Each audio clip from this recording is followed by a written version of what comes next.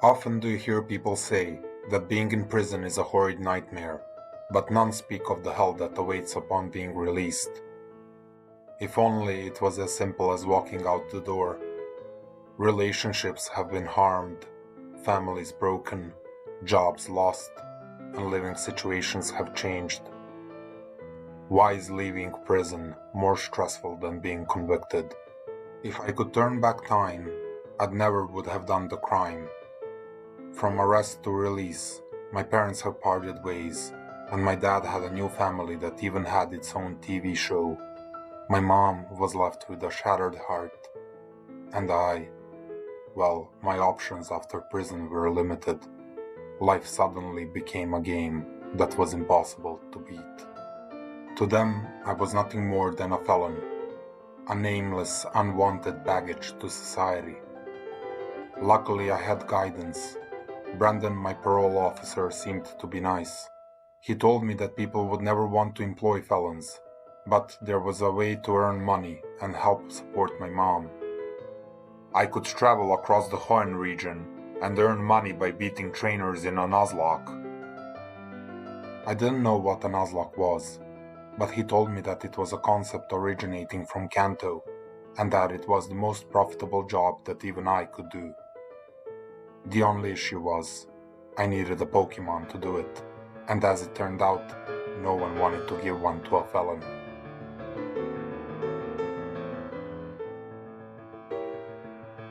You must see the negative spiral that awaits all former inmates. Please don't judge me for stealing the Torchic. I had to support my mom. I had to fight to survive. And as it turned out, the fire chicken already had a name. A fitting one to match its new owner. And I told Brendan what I've done. I wanted to have an opportunity to live a better life, not to repeat my mistakes. But he didn't understand. He wanted to send me back to prison, and I refused to surrender myself, and Robert was strong enough to help me avoid imprisonment. After I defeated Brendan, he ran away to call the police, and my mom quickly warned me that it was not safe to stay in this little town. I had to run away, and my mom used all the cash we had to buy me the best shoes that would aid me in my attempt to run away from the cops. Thanks, Mom. Whatever happens, I'm grateful that I have your support. I promise to send you money. I needed to build a strong team in order to earn my freedom, but I had to do it discreetly, so I decided to only catch the Pokemon that hid in the tall grass, away from prying eyes. And as it turned out, most Pokemon already had names that people adored them with.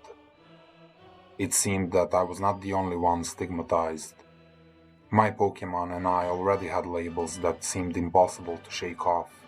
We were nothing more to this world than a bunch of misfits. The world was cruel. If you accidentally zigzagged underneath a girl's skirt, you're a pervert. If you don't have legs, you're disabled. So, what did we do? We murdered all those that wanted to kill us in order to survive. And as we fled, Pervert was skilled enough to supply our great escape with much-needed supplies. The Lord of the Seas knew how much I despised my father and how much I detested this NPC for forcing me to meet him. Norman was surprised to see me, and his insolent brat was there as well. It was obvious that my dad was rich and that Wally had a different life in store for him. My dad even gave him a Pokemon to help him catch his first companion. I hate you, Dad, I yelled at the asshole who left Mom and seemed to have forgotten that I even existed. I'll be 1,000,000 times better than Wally, just you wait. I knew that I was a problematic child, but I vowed to rise up and become the best trainer in Hoenn. So what if I wasn't rich enough to attend university? Who cares? I was street smart, the tall grass was my high school, and Pokemon were my faculty. Who the hell would want to study when you can become a Pokemon trainer and take money from losers? Oh no, I ran into a cop. I had to defend myself quickly, and I spat lies to avoid being arrested. Luckily, potions made her drunk enough not to care about my identity, and I managed to avoid imprisonment. Rosborough was a city filled with crime, which meant that no one had the time to search for a low-level fugitive like me. Unfortunately, I ran into Brendan. I had to leave the mainland fast, and I sailed away to a distant island in hopes of finding my shelter there. My Pokemon appreciated the love and affection I gave them. I told the disabled that no legs were needed when you can have wings and fly. Labels people give each other in Pokemon are harmful and serve no greater purpose other than to confuse misguided souls. I will become the best trainer, but I'll give my Pokemon the respect they deserve, and I'll support them any way I can. My team was growing strong, and not only in numbers, but in strength as well. Unfortunately, I met this bitch, and she was jealous how Disabled was able to fly while her Pokemon that had legs could only walk. And she decided to punish us for defying social expectations.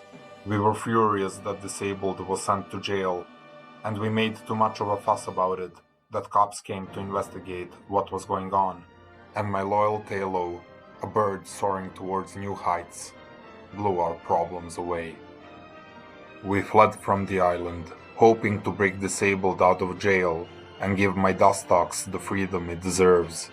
We met new friends along the way, and our fighting spirit was as strong as ever, yet a strange feeling made me shudder. There were evil spirits lurking about. I didn't expect my parole officer to find me here. Robber stole a couple of potions from Brendan and used them to heal my team. But my opponent was smart. He even knew how to switch Pokemon. Wait a minute. Rival battles should not be this hard. Please kill, please kill. Yes, alright. There was still hope for me. I didn't know what this thing was, but it was very threatening. Please, Robber, save us all. And Robber, my beloved starter, fulfilled my wish. Brendan ran away to call the cops, and I had to chase after him if I had any hopes of saving my Dustox from jail. And then I saw on the news my Dustox being electrocuted to death.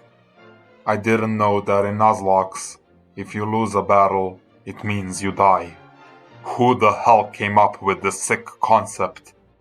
I didn't know the answer to that question, but my dipshit stepbrother Wally did. 3 years ago, while I was in jail, Hoenn stopped being a safe haven for nature-loving people and Pokemon. A guy named Rookie came to our homeland one day and told stories of a Nuzlocke he did in Kanto, and how he managed to become the very best, thanks to his Mabui the Lapras and Hanabi the Flareon. Doing Nuzlockes became popular, and Pokemon were captured solely to be killed by inept trainers or to be sacrificed for safe switching. Founders of the Nuzlocke community in Hoenn created their own organizations to help spread this foul way of treating Pokemon. This was why all of my friends had weird nicknames. To them, Pokemon were slaves. I defeated Wally with ease, but his Ralts didn't become dead like my Dustox. This one doesn't count, Wally said. Where's a good Nuzlocke validation council when you need one? Wally was obviously cheating. Pervert broke up with Ugly, and soon enough his heart zigzagged and found a new partner, this time a more beautiful one. It was time to avenge Dustox, and I found it fitting to do so by killing the Pokemon that belonged to a person who electrocuted it to death. Watson was dangerous. He did not only want to kill my Pokemon, but he wanted to have my head as well. We had to be very careful. One small mistake could have led to all of us being dead. Looking back, I really don't know what I was doing in this fight, but please analyze it and let me know in the comments down below. Did I actually have a big brain plan that I forgot of in the meanwhile? If not, you're stupid, I had a plan. I just don't know what it was now.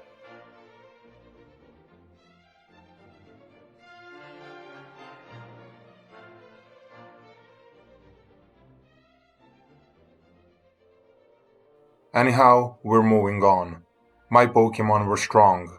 Well, not all of them, but the rest were very good. And the filming crew of my dad's reality TV show followed me around, so I demonstrated how good I am.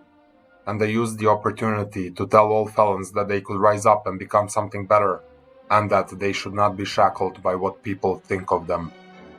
I gathered more teammates, and surely some died, but hey, look at the cool tricks I can do on my bike. I found a fitting replacement for Nerd on the team, and was very careful how I trained it. I heard there are some dangerous pursuits roaming about. But unfortunately, my TV appearance made everybody know that I was a felon on the run, and I had to be very careful, so I consulted with a local prophet to see what shall become of my journey. I read her notes, and I could not believe what I was reading. The holy scriptures of her prophecies said that all of my Pokemon shall be dead by nightfall.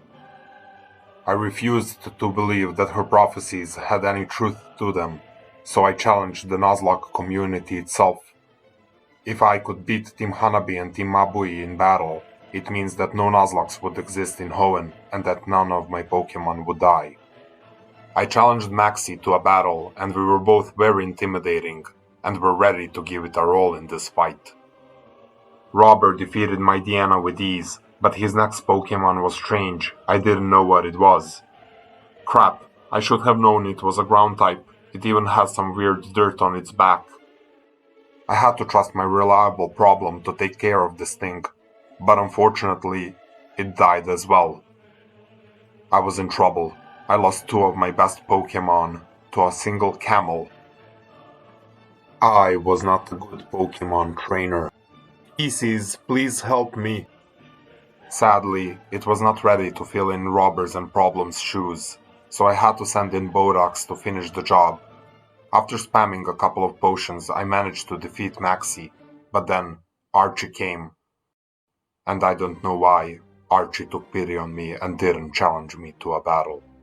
Only in this late hour did I realize that the dust that was falling around was not made from the volcano, but from the ashes of my Pokemon that were sentenced to death and were electrocuted by Watson.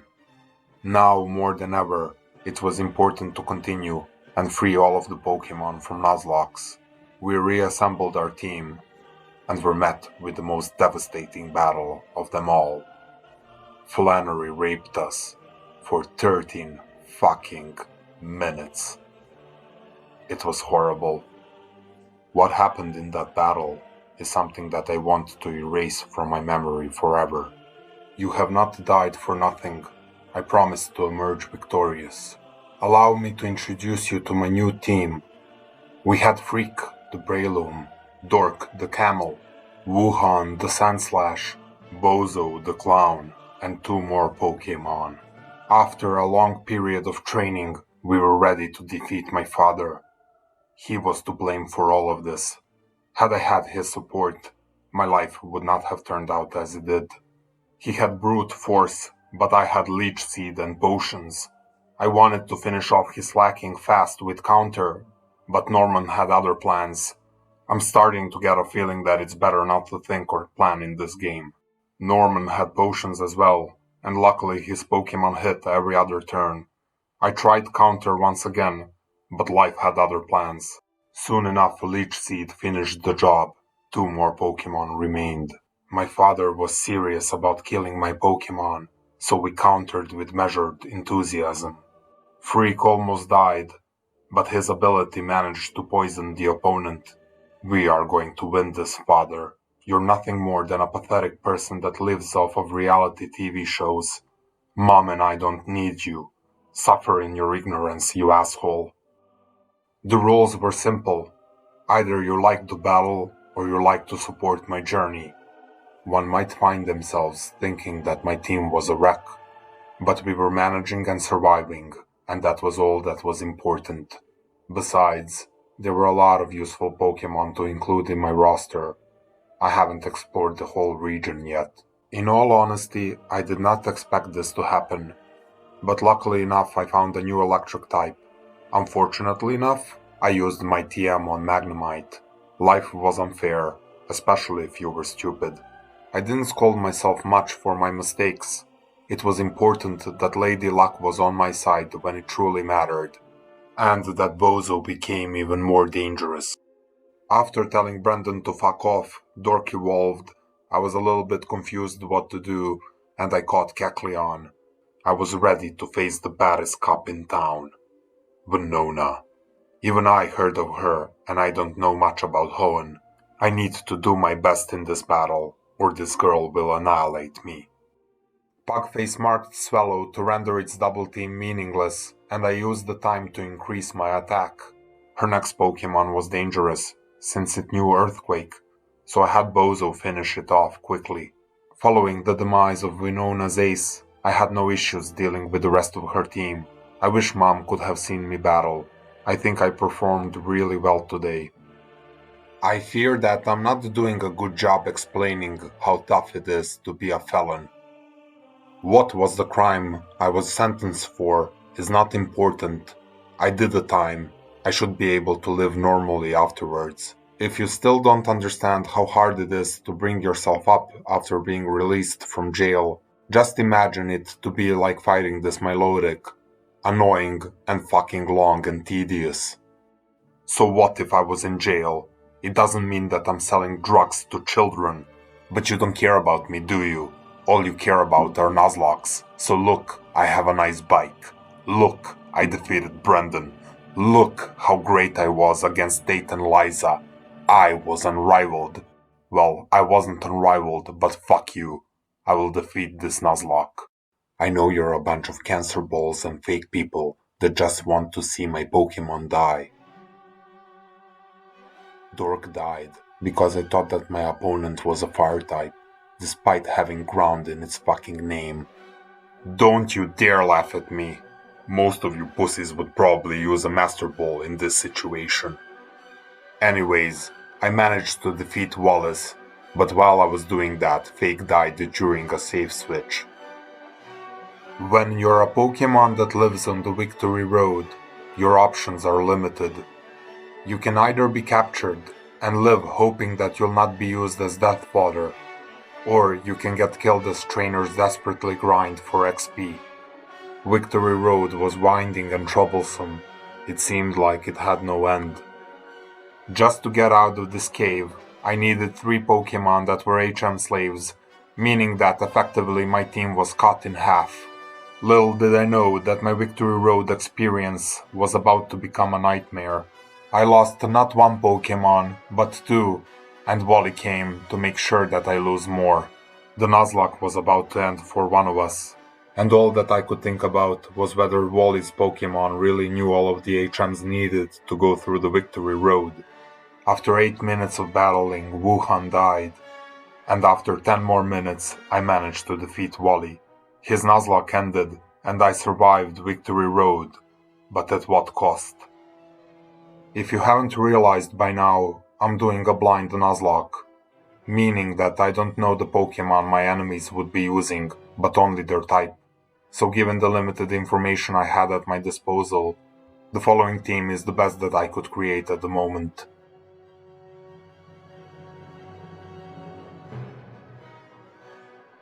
In the next 38 minutes, my fate shall be decided. I'll either win and ban Nuzlocke in Hoenn, or die trying to do so.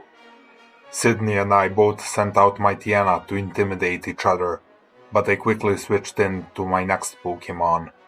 Luckily for me, I had a decent counter for everything he had on his team.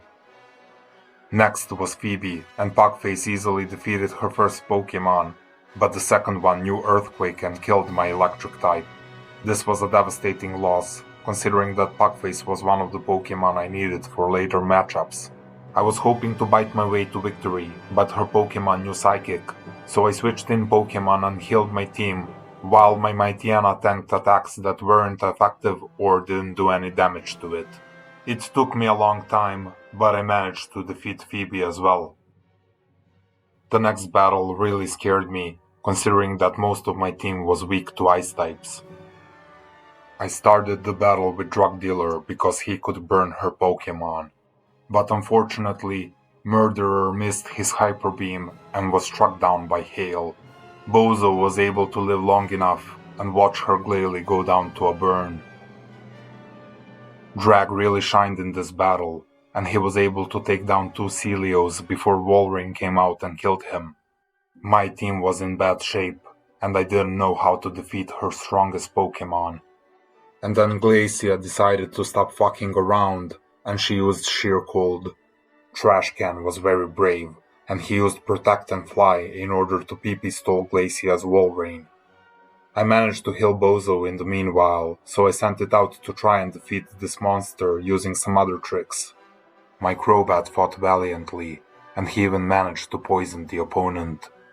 Glacia had so much fun looking at me thinking that I was about to kill her Walrein while she had a full restore the whole time. But there was no way we were giving up, and we continued fighting and we managed to kill the beast. One more Pokemon remained, and it quickly killed my beloved Bozo. My last Pokemon was Trashcan, and we were ready to fight to the very end. Before I set out on my journey, I never thought about Pelipper being a great Pokemon, but I truly appreciated this bird for everything it has done for me. We fought very bravely, but unfortunately Glacia won, and we were sentenced to death. I didn't mind dying as long as I died a human being. How utterly disappointing. I died a felon. You didn't even get to know my name. Did I die as a complete loser? Maybe, but it doesn't have to be that way. If you're now able to see past the crime and recognize that felons are individuals that need to be reformed, in that case, my story was not completely meaningless.